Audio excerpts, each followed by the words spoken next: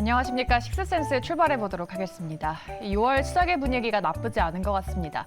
코스피는 기관들의 매수에 2,600포인트 돌파를 했고요. 코스닥은 양매도에도 불구하고 상승으로 마감을 지었습니다. 한 주의 시작 기분 좋은 시장의 흐름과 함께 저희가 코너를 한 2개 정도 추가를 해봤는데요.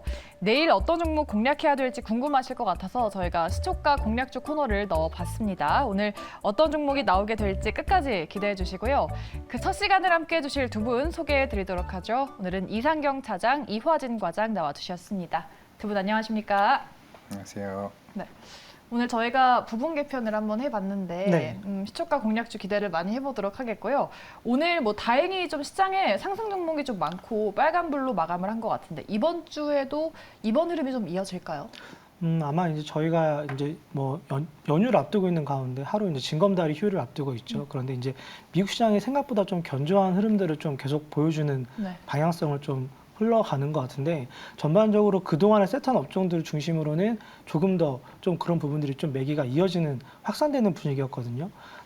국내 시장 같은 경우도 지난주에 보면 그동안의 셌던 업종, 2차 전지를 중심으로 반도체 그리고 전반적인 내수 업종까지 전반적인 반등이 쭉 이루어지는 모습이었고 오늘 같은 경우에도 국내 쪽 관련된 대부분의 업종들이 좀 순환매를 도는 분위기였던 것 같습니다. 그래서 코스닥 같은 경우에도 어느 정도는 종목별로 키 맞추기를 좀 맞춰가는 흐름이었던 것 같고요. 워낙 가이던스를 좀 낮게 보고 있어서 상대적인 가이던스 하단에 있는 종목들 같은 경우에는 좀 싸다라는 논리로 주가가 좀 올라가는 분위기였던 것 같고요. 이제부터 같은 경우에는 지수 같은 경우에는 어느 정도 박스권이라고 보고 종목별 순환매 특히 수익률 게임이 좀 진행되는 분위기인 것 같은데 아마 이런 분위기가 있어요. 6월 말 반기 결산을 앞두고 기관 투자 입장에서도 어느 정도 수익률에 대한 결과를 가져와야 되는 입장인 것 같거든요. 그래서 아마 이번 달 내내 계속적으로 지수보다는 종목별 순환매가 좀 중소형주 중심으로 강하게 돌면서 시장 분위기를 좀 맞춰가는 흐름일 것 같습니다. 네, 종목별 순환매가 될 것이다. 과장님은 오늘장 어떻게 보셨는지 이러한 흐름이 계속 이어질까요? 잠시나마 이제 삼성전자 하이닉스가 지난주에 좀 시장을 한번 이끌어 왔었기 때문에 물론 오늘 같은 경우는 좀 다양한 섹터로 좀 분산되는 흐름이 좀 있지 않았나 생각을 하고 있고 결국에는 이제 하반기를 이끌어갈 이제 주도주 섹터는 제 개인적인 생각하는 그런 게 반도체나 조선 쪽으로 이제 필두를 해서 좀 움직일 가능성이 좀 클 것으로 보이고 있습니다. 오늘 같은 경우는 제약바이오들이 좀 빠지긴 했습니다만은 결국은 이게 올해 상반기 때부터 꾸준하게 이제 이어지는 매크로 이슈도 어느 정도 충분히 리스크가 좀 많이 해소됐다고 생각을 하고 있고 하반기 때부터는 이제 큰 임상이 진척된 사항들이 꾸준하게 있다고 생각을 하고 있기 때문에 물론 여기서 이제 그런 것 같아요. 결국 2차 전지에 다시 재반등할 것이냐, 아니면은 기존에 못 갔던 애들 어느 정도 이제 실적도 그렇고 조금 호재거리가 많은 이제 섹터들에 대한 흐름이 본격적으로 솟아날 것이냐의 여부가 조금 이렇게 갈라지지 않을까 저는 생각하고 있습니다. 네. 근데 하나 좀 첨언을 좀 드리면 최근에 중국 시장이 계속적으로 좀 악재가 드리워지잖아요. 반도체 규제라든지 오늘 같은 경우에는 CAT에 관련된 그 수출입 동향에 대한 부분들을 좀 제재 가능성에 대한 얘기가 나오면서 주가가 좀 빠지고 있는데 홍콩 H 지수 같은 경우가 최근에 워낙 좀 약세를 띠고 있어요. 근데 이제 작년 3분기에 보시면 홍콩 H가 5,600선에 근접하면서 그 상한되는 ELS들에 대한 좀 우려감이 좀 발생됐거든요. 근데 중요한 거는 지금까지 기발된 ELS가 누적으로 봤을 때는 약 한 43 정도 되거든요. 근데 이제 마찬가지로 지금 6,500선에서 좀 어느 정도 견조하게 있긴 한데 상대적으로 만약에 한 5,500선을 하회한다라고 하면 계속적으로 ELS 넉인에 대한 좀 우려감이 좀 발생될 수 있어요. 그래서 이런 흐름들을 조금 지켜보면서 국내 시장 같은 경우는 순환매가 좀 돌고 있긴 하지만 중국 그 상해와 심천을 중심으로 얘기가 나오고 있는 가운데 홍콩 H 같은 경우에는 금융업종의 대부분 60%를 차지하고 있고 종목수가 많지 않기 때문에 43개 종목이거든요. 그래서 만약에 2분기에 트리거가 발생이 돼서 3분기까지 좀 이어진다라고 하면 3년 만기 ELS 만기 시점이 대부분 올해 9월, 10월 정도에 좀 몰려 있거든요. 그렇기 때문에 그런 부분들을 조금 감안하셔가지고 2분기 말 3분기를 좀 준비하는 투자자 입장에서는 이런 부분들 좀 확인해 볼 필요가 있을 것 같습니다. 네. 6월장을 좀 든든하게 대비를 해봐야 될 것 같습니다. 저희가 오늘 3가지 빅키워드를 하나씩 보도록 할 텐데요. 먼저 이화진 과장님이 꼽은 제약바이오 섹터 보도록 하겠습니다. ASCO에서 우리 기업들이 연구 성과를 공개를 했고요. 또 바이오 USA 한국 기업이 참가하는데 역대 최다라고 합니다. 이렇게 이슈가 많은데도 제약바이오 주가가 약합니다. 세로뉴스일까요? 아니면 ASCO에서 뭔가 수주를 따내지 못해서 실망 매물이 좀 나오는 걸까요? 이제는 이제 뭐랄까 항상 작년에도 그랬고 항상 JP 모건 헬스케어도 그랬고 항상 학회가 나오면은 이제 일반 개인 투자자들도 이제 세런뉴스라는 이제 학습 효과가 있기 때문에 다 그렇게 생각을 하고 있다고 생각을 하는데 네. 이제는 전 개인적인 생각으로는 조금 이제 흐름이 좀 바뀌었다고 생각을 하고 있습니다.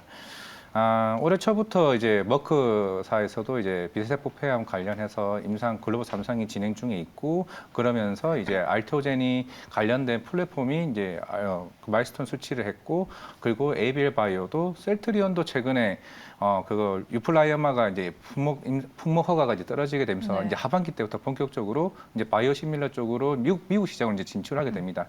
결국 이제 셀트리온이 미국 시장에서 얼마만큼 침투하냐에 따라서 우리나라 바이오 시밀러 하고 있는 업체들에 대한 부분도가 굉장히 커질 거라고 보고 있고 이제 이번 아스코 같은 경우도 사실 뭐 기술 이전 계약이 아니라 이번 같은 경우는 지금 얀센과 같이 병역요법으로 진행하고 있는 이제 폐암 치료제에 대한 중간 장기 추적 결과 발표가 제일 중요할 것으로 보이고 있습니다.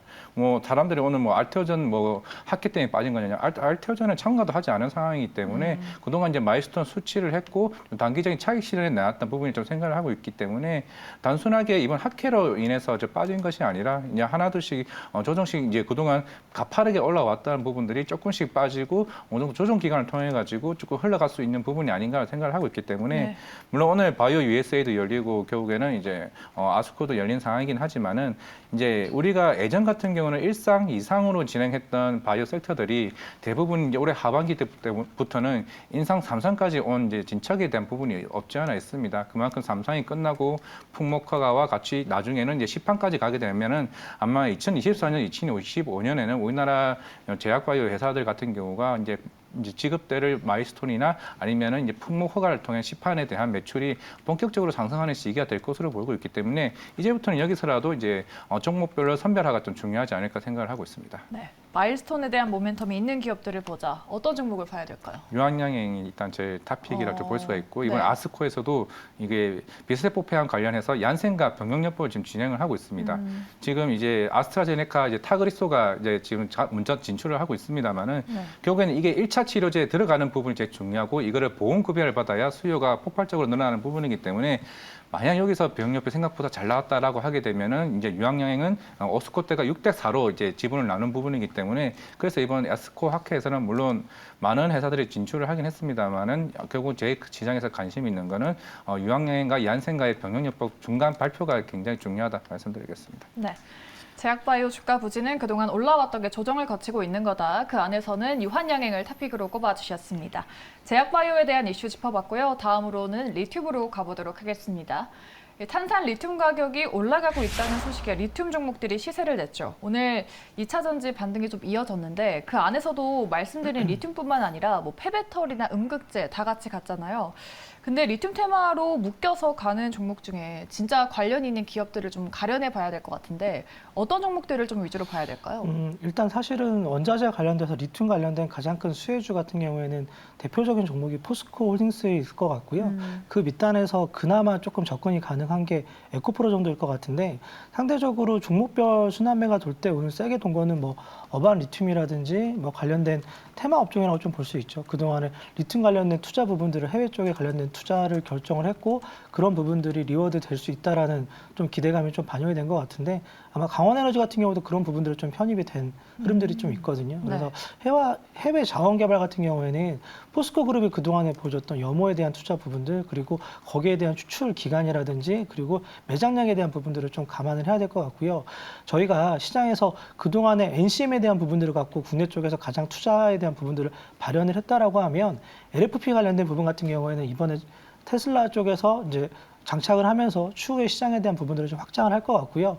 가장 많은 큰 자원 매장량을 갖고 있는 게 FE, 철이죠. 그 다음에 리튬인데 이런 부분들이 아마 시장에 대한 NCM 이후 밀도에 대한 부분들을 좀 크게 가져가면서 철과 리튬에 대한 부분들을 좀 가져가는 대중성에 대한 부분들을 진행한다라고 좀 그림적인 부분을 봐야 될 것 같고요. 그래서 사실은 지난주에 나트륨이 포함되어 있는 그 NCM 계열 쪽에 또 다른 그 밑단에 있는 대중화를 포함하고 있는 2차 전지에 대한 부분들까지 얘기가 나왔는데 아마 LFP 같은 경우에는 NCM 대비 그리고 저장 용량이라든지 저장 공간에 대한 부분들이 좀 제한적이기 때문에 미국 같은 경우에는 전기차 같은 경우에는 서브차 개념으로 쓰고 있거든요. 그래서 모델 2 같은 경우가 대중화에 대한 부분들을 좀 가져가는 것 같고요.